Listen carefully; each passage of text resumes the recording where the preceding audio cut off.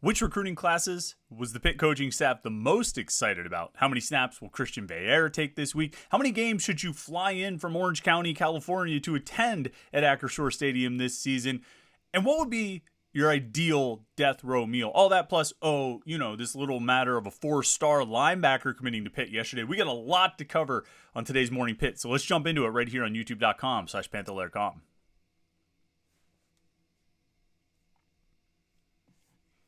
All right, welcome to the Friday edition of the Morning Pitt here on youtube.com/Panther-Lair.com. We made it to the end of the week, everybody. I hope you've had a great week so far, and I'm glad we could be here on a Friday morning to get things started with a little Pitt sports talk for you. No official visits this weekend, so we don't have any of that to cover, but we're going to do back to our regular Friday tradition here that we've been doing for the last few weeks, last few months. I've lost track of how long it's been, but it's the Morning Pitt Mailbag, where we take questions from Panther-Lair.com subscribers on the Between Fifth and Forbes message board and answer as many as we can here in 20-25 minutes, however long I feel like talking to you on a Friday to get you into the weekend. You know the deal, what we always talk about. Panther-Lair.com is the website, Panther-Lair.com, Pittsburgh.rivals.com. The most comprehensive source of Pitt sports news on the internet, football, basketball, and recruiting. Find it all. And then you also can go to the message boards and talk to other Pitt fans all day, every day. The best online community of Pitt fans that you're going to find are right there at Panther-Lair.com, Panther-Lair.com. And our YouTube channel, youtube.com/Panther-Lair.com. Like this video and subscribe to the YouTube channel. It's all we ask you to do to put out these videos every day. Just one simple request, just like the video and subscribe. If you're watching this in an embedded content item on Panther-Lair.com, we appreciate that as well. Always like the views and the clicks and all that on the website content. But just click like anywhere up there or maybe even down there. It'll take you to the YouTube page, and then you can hit like and subscribe and then go on about your day. For less than the amount of time it takes you to get a cup of coffee, you can like and subscribe, and that'll make my day, and you can feel like you did a good deed as you head into the weekend. We got lots of great questions that we solicited there on Panther-Lair.com, but of course, before we get into the Morning Pitt Mailbag, the news. Cameron Lindsay, as we talked about yesterday and the day before, Aliquippa 4-star linebacker, yesterday afternoon committed to Pitt. We previewed this on Wednesday, talked a little bit about it on yesterday's edition of the Morning Pitt before we jumped into the quarterback conversation, and it came to fruition. Lindsay picked Pitt over West Virginia, Penn State, Cincinnati. Those were his top 4 schools, along with Pitt, obviously. And it's a big get for Pitt. I mean, pretty much any way you slice it, you're talking about a top 15, top 20 outside linebacker prospect in the country, and the 4-star recruit, the third 4-star recruit to join Pitt. Pitt's 2024 recruiting class, his commitment bumped them up into the top 10. They were number 10 before he announced his commitment. They moved up to number 8.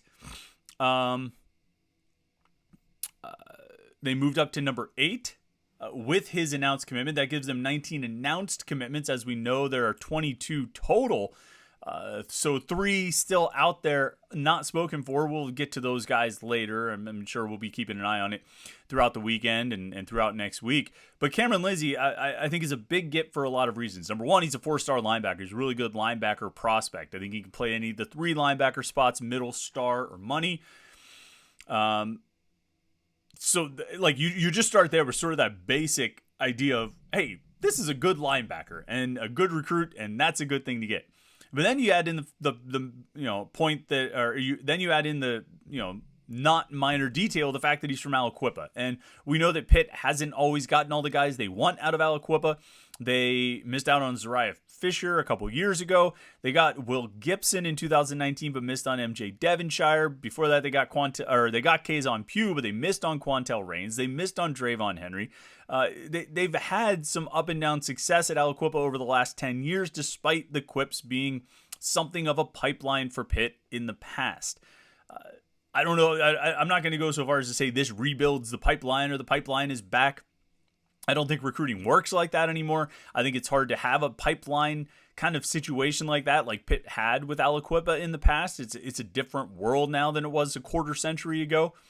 But if there's a good player at Aliquippa, if there's a good player in Western Pennsylvania and you can get him, if there's a 4-star prospect in Western Pennsylvania and you can land him, that's a good thing. That's a great thing. and Cameron Lindsay committing to Pitt, and you can see his picture up there right at the top. You see that, watch 4-star linebacker Cameron Lindsay breaks down Pitt commitment, and you see the picture of him wearing a Pitt hat and a Pitt shirt and all that stuff. First of all, you should go watch that video. It's a great video right here on youtube.com/Panther-Lair.com. It's the video of Lindsay making his commitment announcement. And then I had, where he talks and his dad talks. It's really good stuff. It's a little bit hard to hear. Just turn your volume up, and it'll be worth it. I think you'll like hearing from him. And then I caught up with him for a few minutes after his announcement. Well, actually, he had his announcement, and then he took photos with literally every one of the 100 people who came and attended that thing. I did kind of a quick head count. And there were at least 100 people in this little theater in Aliquippa Senior High School. And he took pictures with every single one of them. A lot of them were family, a lot were friends, community members. People came out to support him. And I talked to him about that. After he took all the pictures, he and I kind of went off to the side and had a little conversation that's in the video as well. So go check that out. It's only about 8 minutes, but I think you'll really enjoy it right here at youtube.com/Panther-Lair.com. And the last thing, and we'll talk about this more next week, with last year's recruiting class, with Jordan Bass and Rasheem Biles and Braylon Lovelace. And then this year's class with Cameron Lindsay plus Davin Bruton plus whoever else they sign, they're really rebuilding that linebacker room and potentially recruiting the 2 deep for the linebacker room over these 2 recruiting classes, for the 2025 season.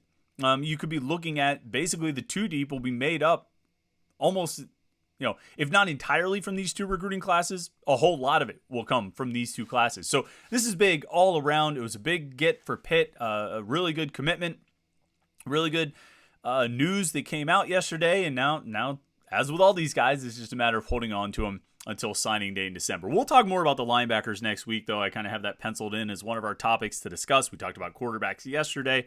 I think linebackers, there are a lot of interesting angles. And also, if you check out the 3-2-1 column later this morning on Panther-Lair.com, we'll get into the linebackers there as well. But let's get into our questions for the Morning Pitt Mailbag.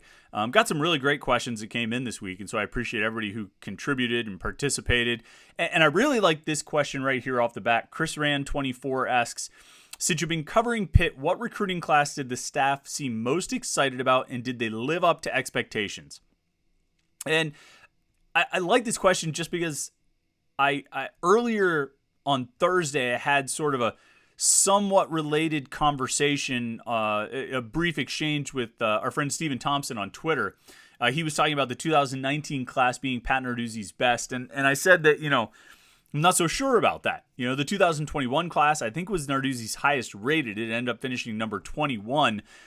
That class is still a little bit unproven. I mean, when you look at, they had 23 commitments. They finished ranked number 21, largely on the strength of signing Elliott Donald, Nakai Johnson, and Naquan Brown, 3 4-star guys. Now, Brown has already transferred. Johnson and Elliott are going to get their opportunities this year. Johnson maybe more than Elliott, Donald, but that was kind of the crux of the class that got them inside the top 25.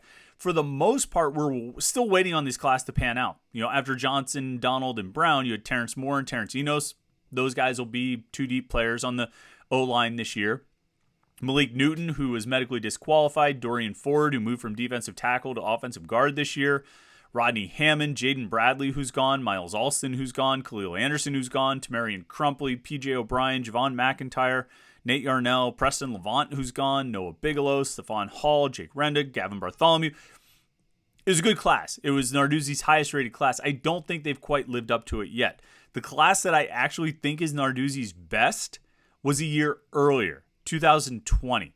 They signed 18 kids. The class ranked 44th, partially due to volume. They only had three 4-star recruits and just 3 of the highest 3-star recruits, those 5.7 rating. But listen to some of the names as we run down here. Dayon Hayes, Javonte Royal, and Rashad Battle were the 3 4-stars. But that class included Jordan Addison, Izzy Abanikanda, Bengali Kamara, Branson Taylor, Ben Sauls, Dayon Hayes, who I mentioned, and Solomon DeShields.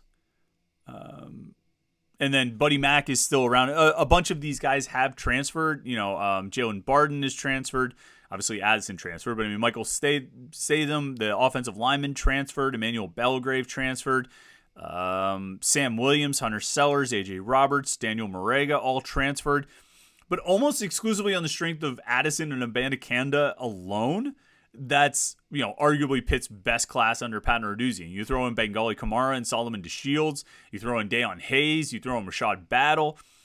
I mean, that was a really good class. And I would say, I know that the staff was as excited about that class as any others. There were people who were telling me at the time that, like, this is the class and one of a series of classes that will elevate the program. And I think to a large extent they did. I mean, I think those guys had a big impact on, the ACC championship season. Obviously, Jordan Addison alone with the Biletnikoff Award and everything he did that year.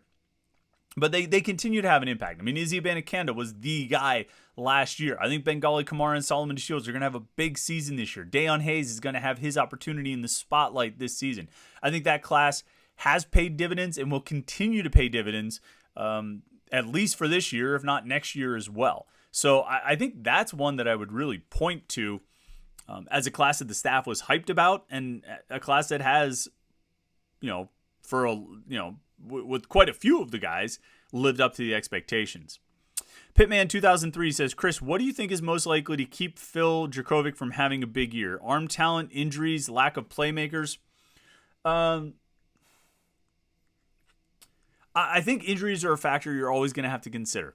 He's missed games every year. All 3 years that he was a starter at Boston College, he's missed games. That's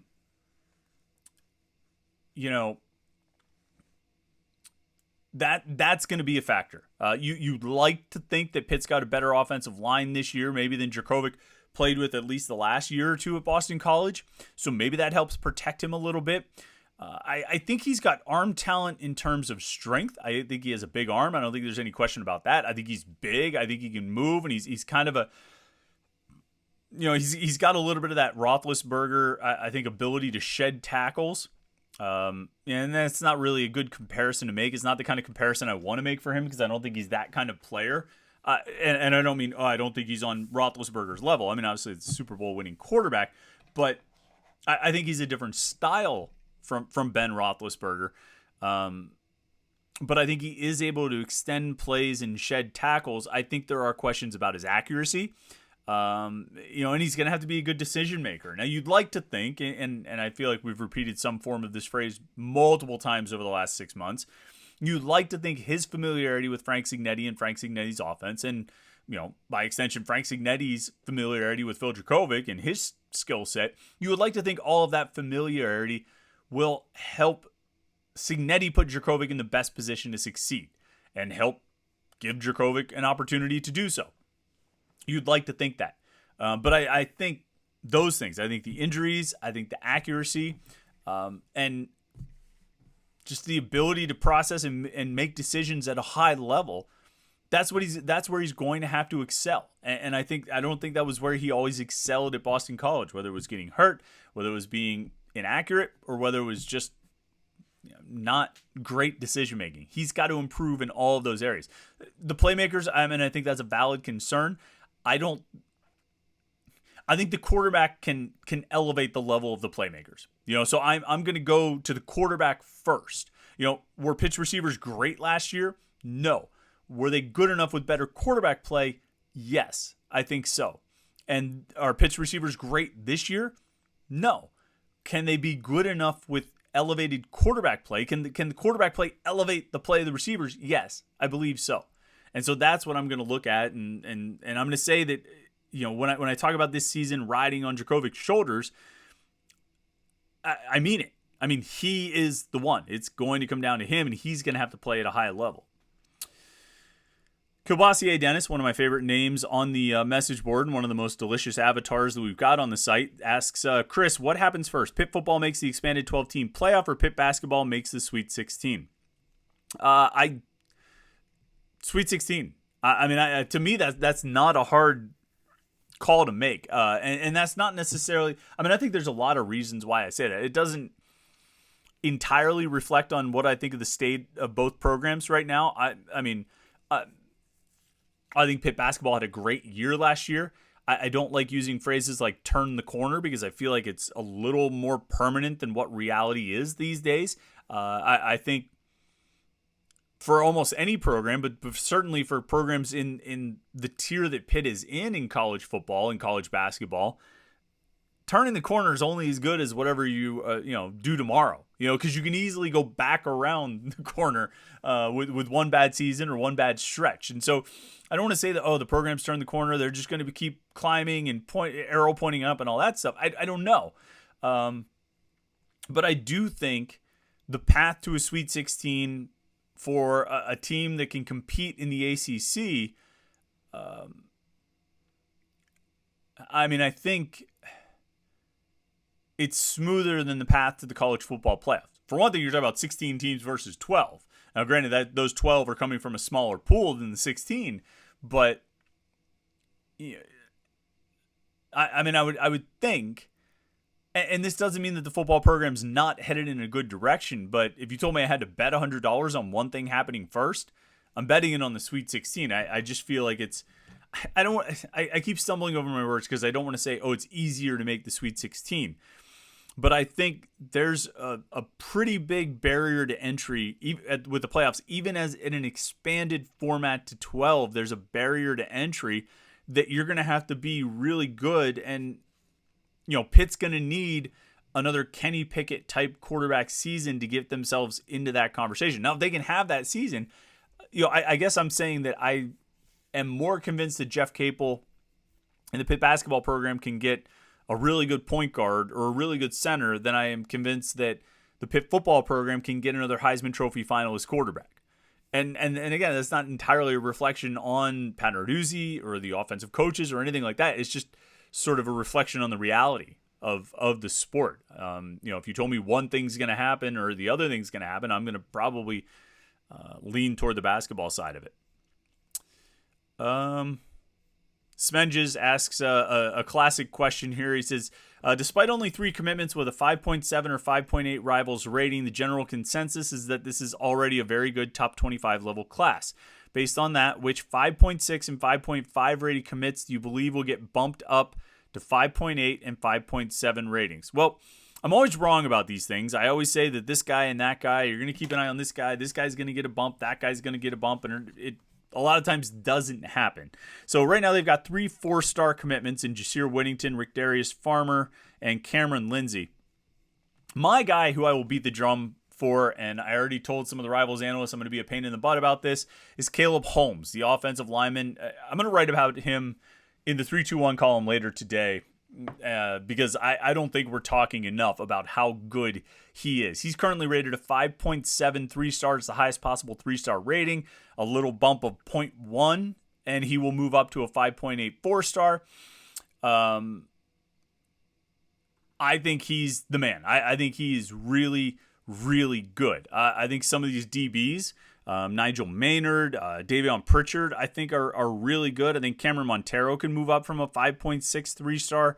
I think, the offensive linemen, Giovanni Cooley and Adam Abaraya are both 5.5 3-stars. That's the lowest possible 3-star. I think they could both move up from there. Same thing with Davin Bruton. I think could move up from a 5.5 3-star. I think there's a bunch of guys who don't necessarily all need to get bumped up to like 4-star level, but could take a little bit of a climb. Could go up just a little bit, 0.1 or maybe even 0.2, but you don't have to get crazy about it. And I think they would deserve it. And if they did, this class would I think, continue making a jump toward that top 25 range. All right, a few more questions I want to get to here. Coasty_Panther says, if you are on death row and could have any last meal before your sentence gets carried out, what would your meal be? A classic answer is steak, and I'm going to say that I would go with that. That would be part of the meal. I'm not done yet. Steak for sure, like a nice, thick, well-cooked steak. I've had some pretty good steaks in my day. I think everybody's had some of their favorite steaks or wherever they've had them. Just a really well-cooked steak that melts in your mouth, just falls apart type of steak. That would be part of it. But, we all bring our own, experience and context to the conversation, right? And part of mine is living with a gluten-free lifestyle due to celiac disease, right? And this just developed for me in the last 3 years. So I've spent the last 3 years not drinking real beer and not eating cookies or eating real bread or any of those things, eating real pizza. So I probably, the steak would be a big part of it. But I would also want a real slice of pizza. I mean, like a real, honest to God, great slice of pizza.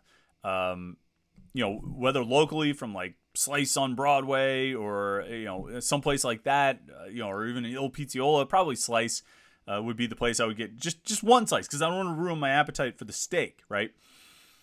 So I would have the pizza, I would have the steak with some really good bread. I mean like the best kind of bread, either like a sourdough or French bread or something like crusty and warm, butter, bread. I want real bread, man. And beer. I want like an Allagash White. One of like something, or maybe something from Dancing Gnome. I mean, like just something really good. Just a great beer, a great IPA, or a great white, something along those lines. And I want some cookies. I just want some cookies, man. That's that would round it out. If I sat down, I had a slice of pizza, I had a steak with some good bread, a couple good beers, and some cookies. All right, we could call it a day after that. All right, a couple more questions here. Evan Bowe says, how many snaps does Christian Veilleux take this year? I would say less than 50 would be my guess. I mean, so much is going to depend on Jurkovec's health. I mean, we talked about this a minute ago. I mean, if Jurkovec stays healthy, that number should probably be less than 50. Limited to blowouts, of which there might only be one or two opportunities there. If Jurkovec gets hurt, then Veilleux's numbers are going to go up. But I would say, sitting right here, I would guess less than 50. But some of that's going to depend on, whether Jurkovec can stay healthy. All right, final question. I like this. Potter County native says, my daughter just moved to Pittsburgh and Observatory Hill, about 4.3 miles from the stadium. Breeze Airways offers low-cost flights direct to and from John Wayne to Pittsburgh on Fridays and Mondays. What's a reasonable number of games for me to convince my wife to let me visit our daughter and me go to home games? Love this question. You're flying from John Wayne to Pittsburgh on a Friday and a Monday stop. How many of Pitt's, I think they have 6 home games this year, right? 1, 2, 3, 4, 5, 6. Okay, thought so. How many of Pitt's 6 home games should you go to? Or convince her to. All right.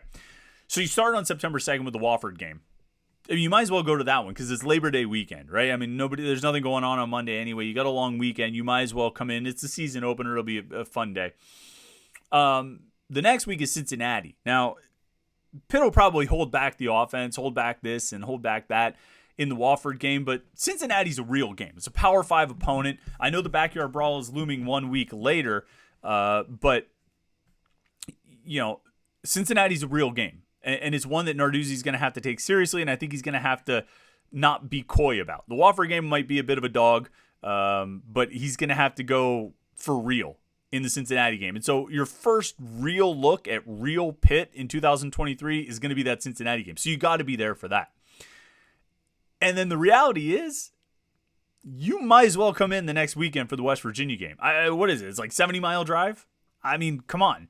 Fly in. You've got your flight in on Friday. Drive down to the game. Drive back to Pittsburgh after the game. Or stay in a hotel down there. It doesn't matter. And fly home on Monday. You might as well go to that one. And then the 23rd, they have North Carolina at home. I mean, they beat North Carolina each of the last 2 times they played them in Pittsburgh, right? 2019 and 2021. They owe Drake May for that game last year down in where they play, Chapel Hill. And it's in North Carolina. I think there's a certain pleasure that Pitt fans still take out of beating North Carolina because it took so long to finally do it. So you should probably come in for that one. So the first 4 games, yeah, you should be at all 4, even though one of them is a road game. All right, middle of October, after the North Carolina game, they go down to Blacksburg and play Virginia Tech, and then they have a week off. And then they have Louisville on October 14th. That's a home game. It's homecoming. I mean, you got to come in for homecoming, right? Fast forward to November 4th. They have a couple road games, and then they come back on November 4th, and they host Florida State. I mean, that's the biggest game of the year. And there's only one more home game after that, and it's a Thursday night against Boston College. So you got to come in for the Florida State game. So here's what you should do. You come in for Wofford, Cincinnati, West Virginia, North Carolina, Louisville, and Florida State. 6. That's all. 6. And now you're asking about how you're going to sell it to your wife, right? Without mentioning that it's on a Thursday night, point out, hey, I'm not even coming in for that game against Boston College. I'm not even going to all the home games. Yeah, I'm throwing in the West Virginia game. I'm going to go to the backyard brawl, but I'm not even going to all the home games. So it's not that bad. I mean, it could be worse. I mean, I'm only talking about going to 6 games. I mean, I could go to 7, really, if I wanted to go to all the home games. Leave out the detail about the game being on Thursday night. It's strictly on a need-to-know basis, and it's not, that detail's not important. You should figure it out when you're watching the game that Thursday night, but at that point, who cares? You've gone to all 6 games. So that's my advice. What games should you go to? All of them. Minus Boston College, plus West Virginia. Thank me later. And look me up. Say hello. All right.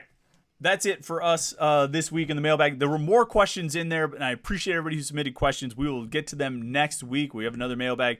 Actually, it'll probably be it'll be next Friday. We'll do the mailbag because we'll do the official visit preview on Thursday. Pitt will have more official visitors next week. So we'll have that for you next week. We'll get to all those questions and then any other questions that come in over the course of the week. So we've got that to look forward to. That'll be a lot of fun. Thanks for tuning in this week, watching all the Morning Pitt videos. We've had a lot of recruiting talk, a lot of recruiting to cover, and I think a lot of people have been interested in that, so it's been fun to have these conversations every day. Thank you for watching this week. Thanks for watching today. I hope you've had a great week. Make sure you like this video and subscribe to our YouTube channel, and then head over to Panther-Lair.com for all the Pitt sports coverage. Have a great weekend. Hope you enjoy it. Happy Father's Day to everyone who celebrates or should be celebrated. And we will catch up with you again on Monday morning for the Morning Pit right here on youtube.com/Panther-Lair.com.